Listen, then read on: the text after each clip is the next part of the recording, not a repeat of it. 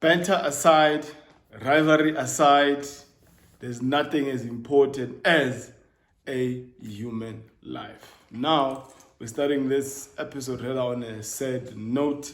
We have lost another player in South Africa in Bongi Ntuli. My sincere condolences to the Amazulu Football Club, his family, his wife as well. And midweek, just before the big game between WYDAD and MAMELODI SUNDOWNS, another player in the name of Osama Falou, a Moroccan, also lost his battle through injuries after the big accident he had in October. I also want to convey my sincere condolences to the Moroccan family, the WYDAD family, and the Falou family. Now that we are done with that, well, it was a big game between MAMELODI SUNDOWNS and WYDAD Casablanca. Fire game, great advert for African football. There were 8 teams. Now there's only 2 left. No match can be bigger than this one. Well, it's another episode where we go through the 5 things we learned to this big game between WYDAD hosting MAMELODI SUNDOWNS. We were served great football, top shelf, top drawer football, higher grade football. A neutral cannot complain and say it was a boring game. Highly tactical game, entertaining, it had drama, it had controversial decision, but it was a beautiful game for everyone involved. One of the reasons South African football is taken seriously is largely because of this club called MAMELODI SUNDOWNS. It is difficult, highly difficult to counter-argue that. Anyway, we're going to go through these 5 things we've taken out from this big game. Number 1, Adil Ramzi. Salute to you, sir. The plan you had for this game, I believe your players really stuck to the plan. You had a plan for most of the star players at MAMELODI SUNDOWNS. You had a plan for Allende. You had a plan for Batueli, the Moroccan, our fullback or left back. And it was the first half really belonged to you, Adil Ramzi. Yes, the goal Sundowns eventually got via penalty was in the second half, which I also believe belonged to MAMELODI SUNDOWNS. But the first half, the plan you had, you made Sundowns not to be comfortable on the ball. You did not give them enough room to breathe. Although Sundowns will persist in playing their style of play, but we really have to salute you, Adil Ramzi. Obviously, you did not want to concede a goal on this game, but you are a very good coach, still a young man, and it's very good to see 2 young Africans leading these big teams in Adil Ramzi and Erulani Mukwena. Now, point number 2.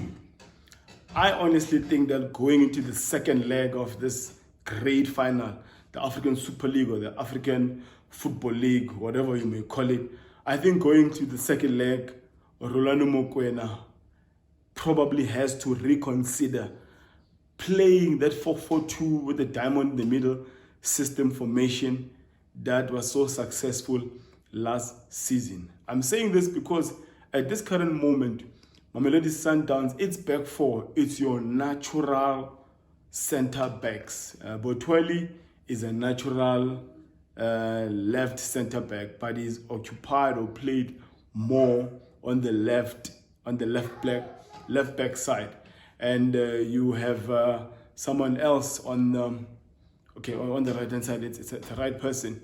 So going to the second leg, we might have to, I don't think he has to necessarily have to bench Batueli, but the Moroccan can probably come centrally and be partnered with a Rivaldo, because Grant Kekana didn't have the greatest of game. It looks like he had a knock.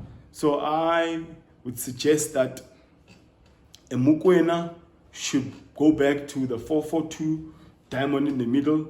This will mean that he must have proper left back. Already, we know the right hand side is sorted with a Mudao. So if he plays with the back 4, probably we might have to risk a Mashiko going back to that left back position, or might even risk playing a Tapelo Morena in that left back position, because it was clear who they were targeting, the Moroccans.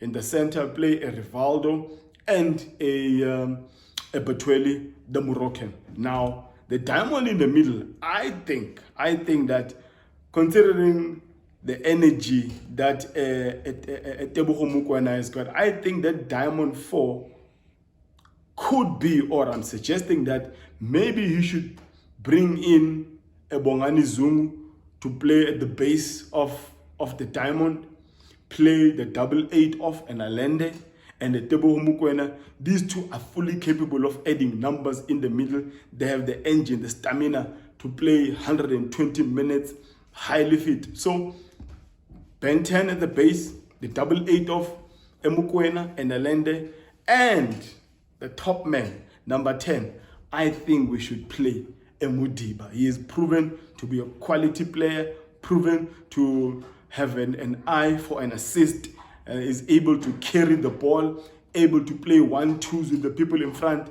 The only question is who will be played up front, because we've had a lot of injuries. But I'm more concerned, or suggesting rather, that maybe Mokoena should consider the 4-4-2 that was so successful last season, bring it back, play a Zungu at the base, 8-8 of Allende Mokoena, and the number 10, that will be a Modiba. Now, that's the second point. Now, going on the third point, which is maybe the question marks you had, why I did not have a certain player in that number 10 position. Mshishi Zwane. We all love Shikabala. We all love Father God Mshishi Zwane.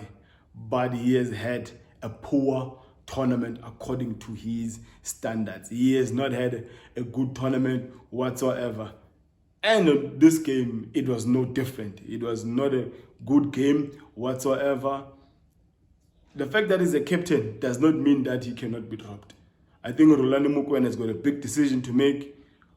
I think it is safe to start him on the bench. We love Mshishi, but he's not doing much for us. And just play a Modiba in that number 10 role. And bring someone else up front. Lebu Mabue can offer something. He's got the height, he's got the speed. He can carry the ball. He can hold up. His hold-up play is decent. Play him with a Nku, play him with a Sereno, wherever. But Themba Mshishi at this point in time, I am sorry, he has to start on the bench. Point number 4 that we are taking from this game. They overloaded the Moroccan side, Batueli. Hence, he was targeted. They know that he does not have the pace, because naturally he's not a fullback, but he's a center back, and he was targeted. And yesterday, I mean, after this game, it was just clear that they might repeat the same takes, and we will love Rolando Mokoena. He's done extremely well as a coach of Mamelodi Sundowns, but I think he too can admit that he made a mistake by that Modiba sub. The postman was not supposed to be substituted. The energy he had in the second half was just a marvel to watch. And then the next thing we see him being subbed. So that was a mistake. And just to add on the last point, that is combined with Modiba's incorrect sub, it was beautiful to see how Mamelodi Sundowns actually managed to defend the set pieces. And actually, you can tell that there was a lot of practice with the set pieces, whether we have or we are defending them. Because even the penalty came after a flurry of a lot of set pieces. It was a corner by Sereno, a corner by Modiba, a corner by Eneo Maema. There was a free kick by Eneo Maema.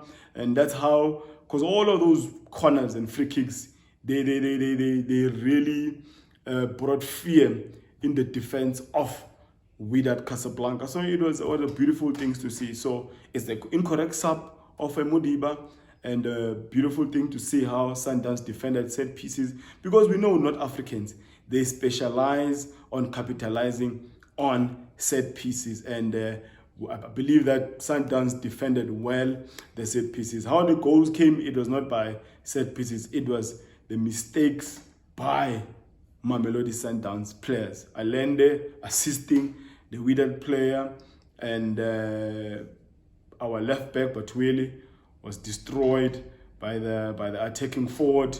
And when he put in the ball, I mean, it was given that the ball, if it goes past a Williams, something might happen. If it does not get to the WYDAD player, it might be an own goal, and it was exactly that. It was an own goal. But overall, beautiful match to see. We are going to a weekend that is going to be exciting. Exciting, definitely. I can't wait. If you're seeing my face in this content for the first time, would really appreciate if you hit that like button. Do subscribe, and do tell me that you've subscribed on the comments below. Tell me where you're from. Tell me your location, which country are you from if you're outside South Africa. Yes, I do go by the name of Oscar Nsinsi Football, where I discuss anything to do with football, from Africa to the world and from the world to Africa. The African Football League has definitely been a success. Thank you, Visit Rwanda Tourism. Thank you, Visit Saudi Arabia Tourism. We've enjoyed every part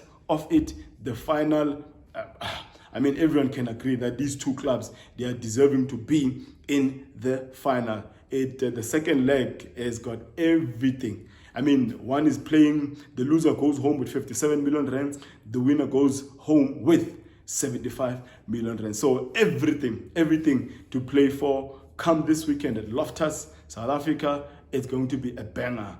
If that first leg is anything to go by, definitely the second leg is going to be a humdinger.